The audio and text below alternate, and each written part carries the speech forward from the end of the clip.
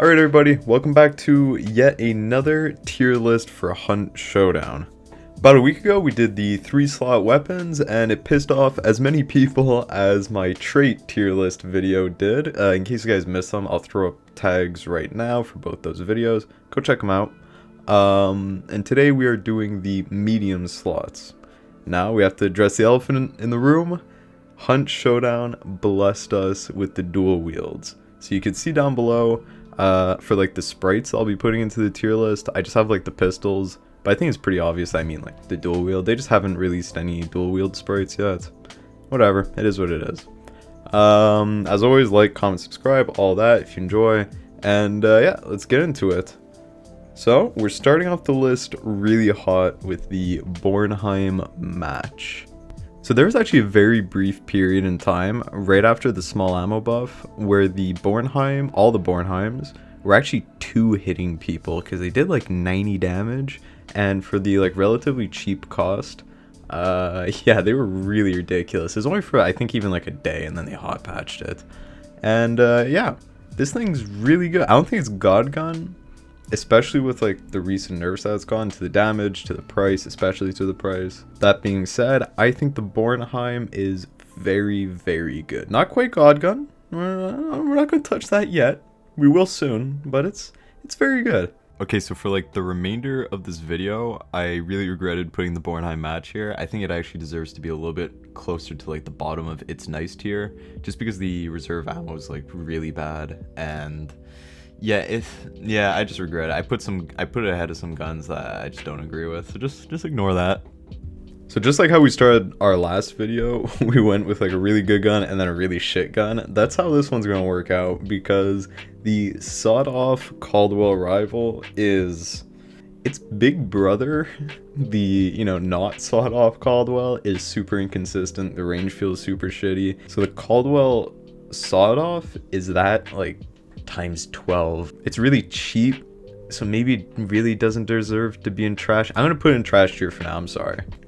All right, so this cigar looking ass sprite, this is actually the combat axe. So what is the combat axe? It's the cheapest anything in the game, I think, at $5. I don't think there's anything more inexpensive than the combat axe. It's, it's a one hit. It's pretty good. I just don't see like a 2-slot being justifiable for a melee weapon. It's gonna go into the trash tier. I think it's cool that you can bring it. I think like the pitchfork, the hammer, all of that, like why not just add it in, let them be dedicated weapons. I don't know. Next up we have the Dolch Precision, aka the Red 9 from Resident Evil 4, aka the one of the most like badass looking guns of all time. So how does it perform in Hunt? It is a monster of a gun. That I don't think anyone is gonna argue that. This thing feels bad to die to because it has the range of like a Mosin. It 2-taps to the chest. It has pretty good, I like the iron sights, they're pretty good. And the only thing is there's like, it doesn't have that much recoil, but because like the visual kick that the gun just has, like even though it doesn't actually affect your recoil, it looks like you have recoil. I don't know if you guys are gonna know what I mean. I feel like that being said, I think even though it's worth a steep 790, I think it's gonna go in God Gun territory, and I don't think anyone's gonna complain about that. I think that's a fair placement for the gun. So next up we have the hand crossbow. This isn't bad. I don't mind the hand crossbow. I think it's good. It's silent. It's one of these like tools over, weapons. Something like the Nagant silenced that I consider more of a tool than a weapon. A hand crossbow kind of fits into that category, but like if I get it in a quick play, I'm not sad to use it. I'm happy with it. Average. I think I'll keep it an average for now. Alright, next up we have the hand crossbow's dogshit variant, the poison hand crossbow. This thing is terrible. It doesn't one-shot to the chest, it only does a light 100 damage. The range is just as shit as the hand crossbow. It's just, the only thing that's neat about it is actually capable of silently taking out crows, like little patches of crows. Apart from that, like, who cares, really? It's so bad. I'm actually going to put it behind the combat. I'd rather use the combat axe 100%. Okay, next up we have the mini Mosins. I like these. I think everyone likes these. These are pretty damn good weapons. So the Mosin Obra is the base one. I think straight up I'm just going to put in very good. Actually, no, I'm going to put it the king of it's nice. Sway is a little harsh. Apart from that, it's a really good weapon. I just think the Obra's mace, and more specifically the Obra's drum, are very nice. They both offer very unique functions. The mace obviously giving you that really strong melee attack. For the drum, it gets rid of the Mosin's dependency on Bullet Grover. So because of the fact that you're never reloading, you're never losing ammo to Bullet Grover. And honestly, I really like the, I guess you could call it reliability of just being able to fire 15 shots. Like, that's really nice. So next up, we have the Nagant Precision. This thing's really not good. I mean, the small ammo buff helped it quite a bit. It is accurate.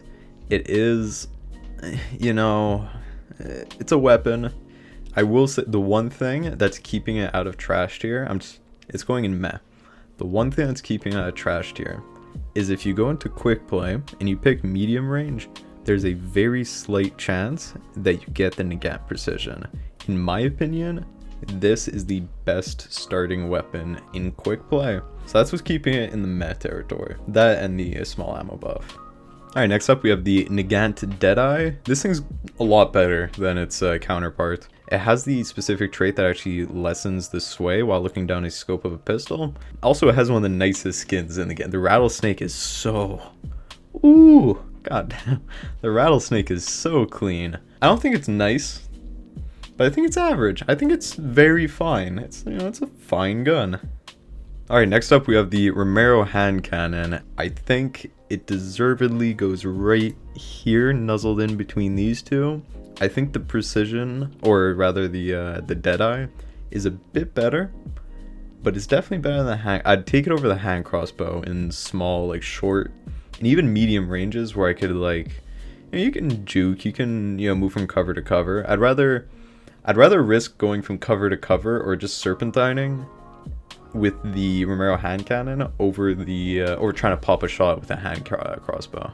Alright, so next up we have the Romero hand cannon hatchet, or is it just a hatchet? Anyways, normally I just kind of dismiss these like melee variants and just say, oh, it's, you know, it's the Romero but a little bit better because it has a different function. In this case, I actually think it's the Romero except shittier, because the hatchet actually lowers the damage and the range by...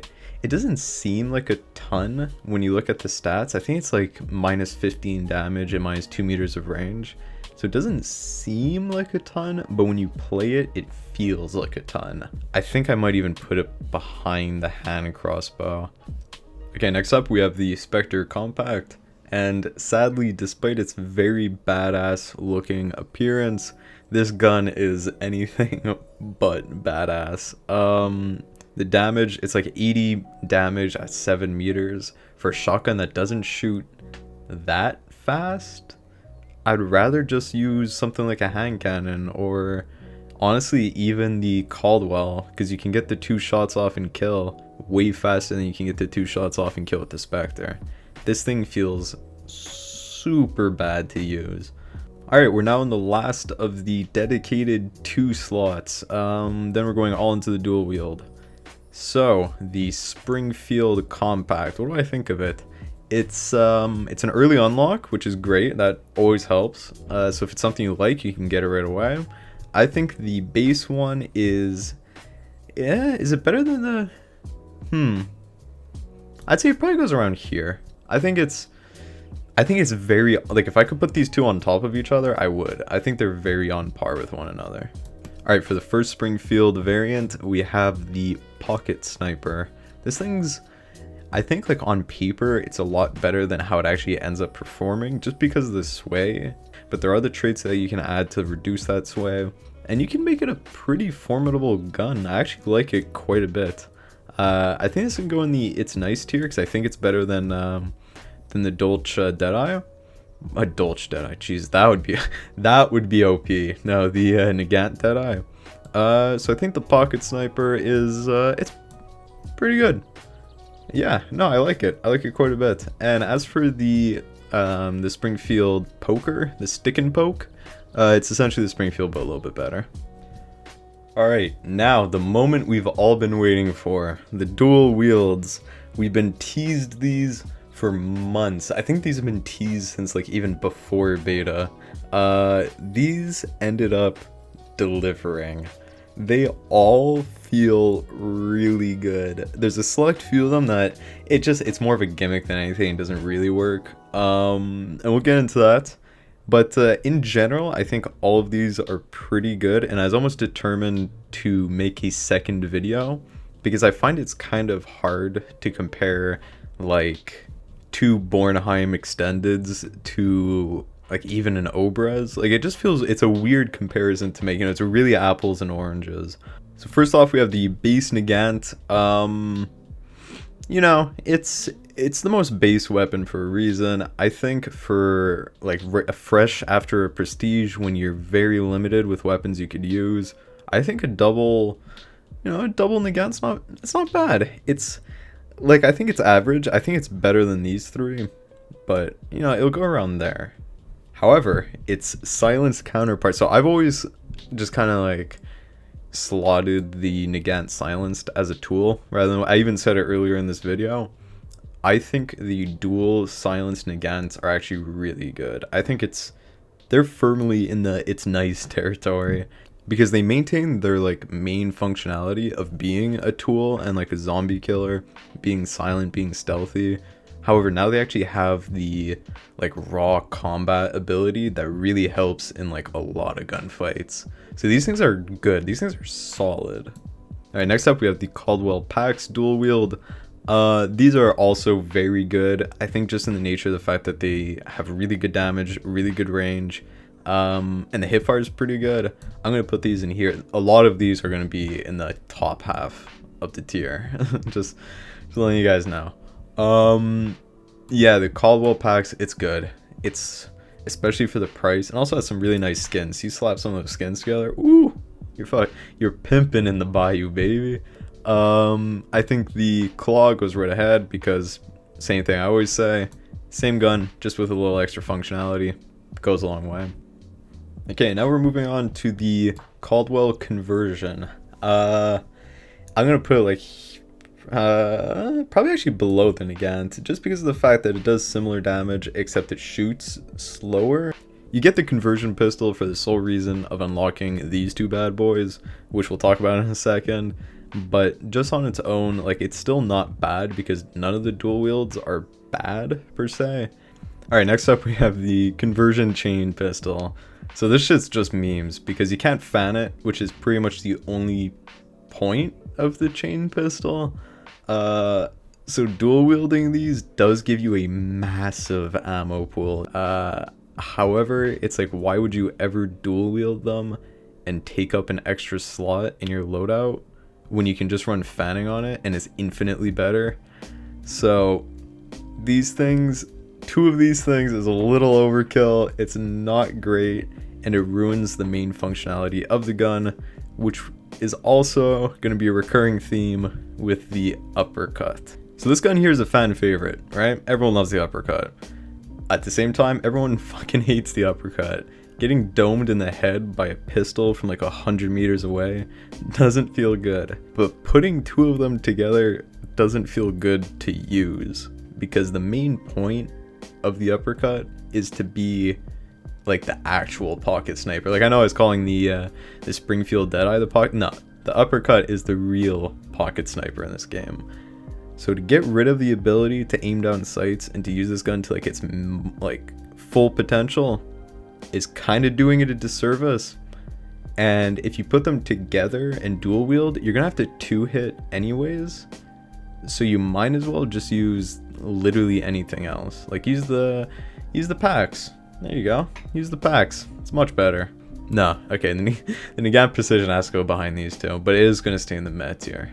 Alright, next up we have the Bornheims. They're pretty good. They shoot super fast, and you know, they're kind of made for close quarters anyways, so they work well as dual wield. I think they're going to be at the top of average, that with the extended, because it's the same thing, just with extra bullets. So the reason why they're not going into the It's Nice tier is just because they're a 3-shot rather than a 2-shot, where you can get away with 2 with the like Nagant even, that's down here. Obviously these get the added bonus of shooting a lot faster, but I just think they're not quite deserving of the It's... Actually, you know what? No. I'm going to put the extended in the It's Nice tier because the extra ammo lets you kind of just spawn them out. But next up, guys, please use these guns. This shit, like, don't even tell Hunt, don't tell Crytek, don't tell anyone about the Nagant officer. This thing, boom. Okay, not ahead of you. Boom. You know what? Boom. These... Guys, these guns are fucking insane. They're insane. So they 2-hit, they shoot super fast, they have a good amount of ammo, they have a good amount of reserve ammo, and they're cheap as hell, and they have some nice ass skins, just saying. Specifically the Undertaker's Ally. I've been running with the dual wield officers literally every single match. These things definitely feel as if they need to get like the Bornheim treatment and get brought down to like a 3-shot to kill. It'll kind of gut the base officer, like just having one of them, but being able to dual wield these things and 2-hit people, ugh. Yeah, I've gotten some disgusting kills with these things. They feel really overtuned right now. They feel like they need to get the Bornheim treatment, and then they'll be, you know, more averagely tiered. But for now, abuse these. They feel so ridiculous. Alright, so our penultimate gun is the Lamat. What do I think of this? The Lamat was actually probably one of the guns that I was most excited for when they announced dual wield, because of the, you know, the obvious, the 2 shotguns, which would be pretty cool. What I very quickly found out, and I never noticed this because I never used the like base Lamat, but the Lamat shotgun kind of blows. I mean, up close, they're pretty devastating. You can get the, you know, the 1-2 on someone. However, the reload speed is god awful. You need ambidextrous with the reload speed for the double Lamats, because without it, it's horrible. I think it's still pretty good. I actually think it's going to nuzzle itself in right there, I think is a decent spot for it.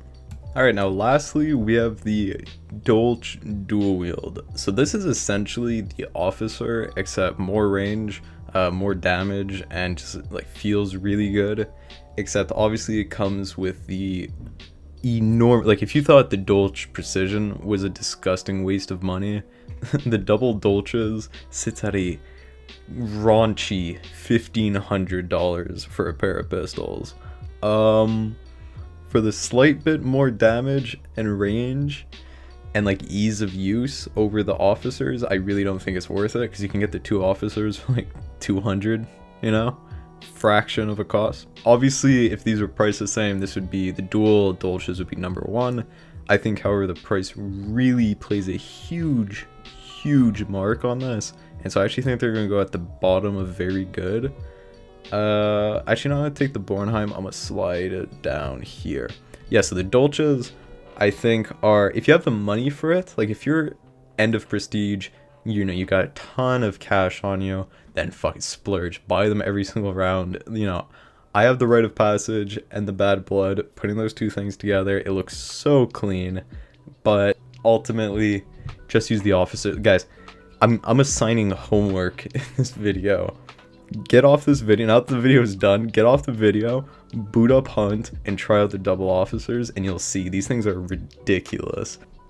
Alright, so I realized, you know, I was being a little hard on the uppercut, to be honest. I was just looking at the things that are ahead of it, and I really can't justify something like the Romero hatchet being ahead of the dual uppercuts. So even though I do find it kind of dumb that you're killing the main reason of getting an uppercut, which is to snipe with it, I think just by virtue of the fact that it does have really good range, the hip fire is okay, even though it shoots pretty damn slow, it's better than the conversions together.